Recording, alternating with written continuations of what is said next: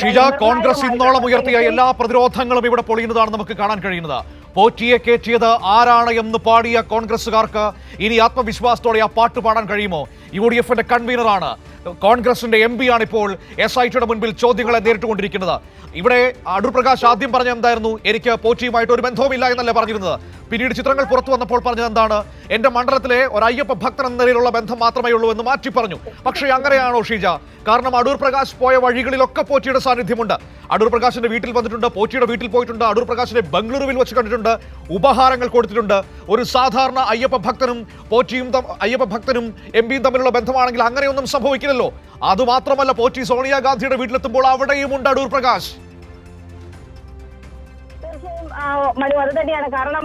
ഈ കേസ് കോൺഗ്രസിലേക്ക് എത്തുന്നു, കോൺഗ്രസിലെ ഉന്നത നേതാക്കളിലേക്ക് എത്തുന്നു എന്നുള്ള ആശങ്ക തന്നെയാണ് വലിയ തോതിൽ കോൺഗ്രസിനെ അലട്ടിയിരുന്നത്. അതുകൊണ്ടാണ് SITയുടെ അന്വേഷണം മതിയായതല്ല, CBI അന്വേഷണം വേണമെന്നുള്ള ഒരു ആവശ്യവുമായൊക്കെ കോൺഗ്രസിന്റെ മുതിർന്ന നേതാക്കൾ അടക്കം രംഗത്തെത്തുന്ന ഒരു കാഴ്ച ഉണ്ടായിരുന്നത്. ഇപ്പോൾ ഏതായാലും SITയുടെ അന്വേഷണം കൃത്യമായിരുന്നു എന്ന് ബോധ്യപ്പെടുത്തുന്ന കാര്യങ്ങൾ തന്നെയാണ് വന്നുകൊണ്ടിരിക്കുന്നത്. ഏറ്റവും ഒടുവിലായി UDF കൺവീനർ കൂടിയായിട്ടുള്ള അടൂർ പ്രകാശ് MP യാണ് ഇപ്പോൾ പ്രത്യേക അന്വേഷണ സംഘം തിരുവനന്തപുരത്ത് ക്രൈംബ്രാഞ്ച് ആസ്ഥാനത്ത് ചോദ്യം ചെയ്തുകൊണ്ടിരിക്കുന്നത് എന്നുള്ളതാണ് നമുക്ക് ഈ ഒരു ഘട്ടത്തിൽ കൂട്ടിച്ചേർക്കാൻ സാധിക്കുന്നത്. അതായത് കോൺഗ്രസിലെ ഉന്നതരിലേക്ക് കാര്യങ്ങൾ തിരിയുന്നു എന്നുള്ളത് തന്നെയാണ് ഇപ്പോൾ ഈ ശബരിമല സ്വർണ്ണമോഷണ കേസുമായി ബന്ധപ്പെട്ടുകൊണ്ട് ഏറ്റവും പ്രധാനപ്പെട്ട കാര്യം എടുത്തു പറയേണ്ടത്. കാരണം ഇതുമായി ബന്ധപ്പെട്ടുകൊണ്ട് ആർക്കൊക്കെയാണോ ഉണ്ണികൃഷ്ണൻ പോറ്റിയുമായി അടുത്ത ബന്ധമുണ്ടായിരുന്നത് അവരുടെയൊക്കെ വിവരങ്ങൾ കൃത്യമായ രീതിയിൽ SIT ഇതിനകം തന്നെ ശേഖരിച്ചു കഴിഞ്ഞിട്ടുണ്ട് എന്നുള്ളതിൽ ഒരു തരത്തിലുള്ള തർക്കവുമില്ല.